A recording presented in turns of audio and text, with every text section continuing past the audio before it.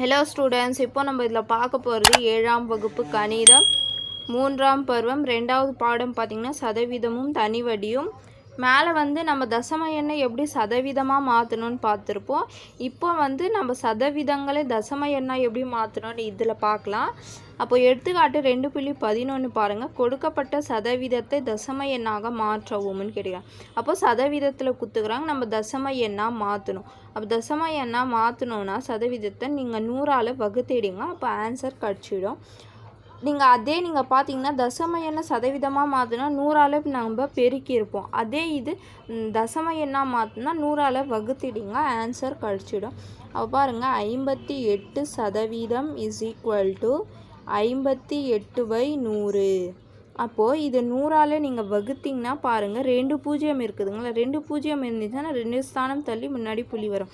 அப்போது 1 2 இருக்குது, 2 இருக்கிறதுனால இங்கே புள்ளி வரும். அப்போ இது எப்படி வரும்னா 0.58. ஃபஸ்ட்டுக்கு ஆன்சர் பார்த்திங்கன்னா இதுதான். புரிஞ்சுதுங்களா? அதுக்கப்புறம் 2வது கொஷின் பாருங்கள். 8%, இதுவும் 100ஆல் வகுக்கணும். அப்போது 8% இஸ் ஈக்குவல் டு 8/100. அப்போது 2 ஸ்தானம் தள்ளி முன்னாடி புள்ளி வரணும். இங்கே 1 தான் இருக்குது, இன்னொன்று நம்ம 0 சேர்த்துக்கணும், அதுக்கப்புறம் புள்ளி வரும். அப்போ 0.08ன்னு வரும் இதுக்கு ஆன்சர். புரிஞ்சுதுங்களா? அவ்வளோதான் இதுக்கு ஆன்சர். அதுக்கப்புறம் 3வது கொஷின் பாருங்கள். 30%, இதுவும் 100ஆல் வகுக்கணும். அப்போ பாருங்கள், 30% இஸ் ஈக்குவல் டு 30/100.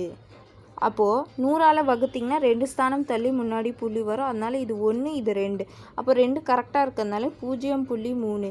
புள்ளிக்கு அப்புறம் 0 வந்துச்சுன்னா அது எதுவுமே மதிப்பு கிடையாது. அதனால இது 3ஓட நீங்கள் நிறுத்திக்கோங்க. புரிஞ்சுதுங்களா? இதுக்கு ஆன்சர் பார்த்தீங்கன்னா 0.3. அதுக்கப்புறம் பாருங்கள், 120%, இதுவும் 100ஆல் வகுக்கணும். அப்போ 120% இஸ் ஈக்குவல் டு 120/100.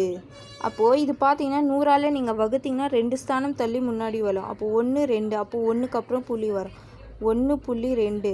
பூஜ்ஜியத்துக்கு அப்புறம் புள்ளிக்கு அப்புறம் 0 வந்துச்சுன்னா அது எதுவுமே மதிப்பு கிடையாது. அது போட்டாலும் சரி போடலைனாலும் சரி அதுக்கு ஆன்சர் பார்த்திங்கன்னா அதே தான் வரும். அப்போ இதுக்கு ஆன்சர் பார்த்திங்கன்னா 1.2ன்னு வரும். அதுக்கப்புறம் 5வது கொஷின் பாருங்கள். 1.25%, அப்போது இதுவும் 100ஆல் வகுக்கணும் நம்ம. அப்போ பாருங்கள், 1.25% இஸ் ஈக்குவல் டு 1.25/100. அப்போது இது பாருங்கள், புள்ளி இங்கே இருக்குது, புள்ளி இருக்கிறதுனால வகுக்கணும்னா இடது பக்கமாக தான் நகரும்.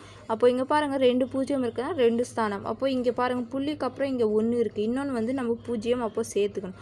அப்போ 0 சேர்த்துக்கிட்டிங்கன்னா பாருங்கள் 0.0125ன்னு வரும் இதுக்கு ஆன்சர். புரிஞ்சுதுங்களா? அப்போ இதுக்கு ஆன்சர் பார்த்திங்கன்னா 0.0125.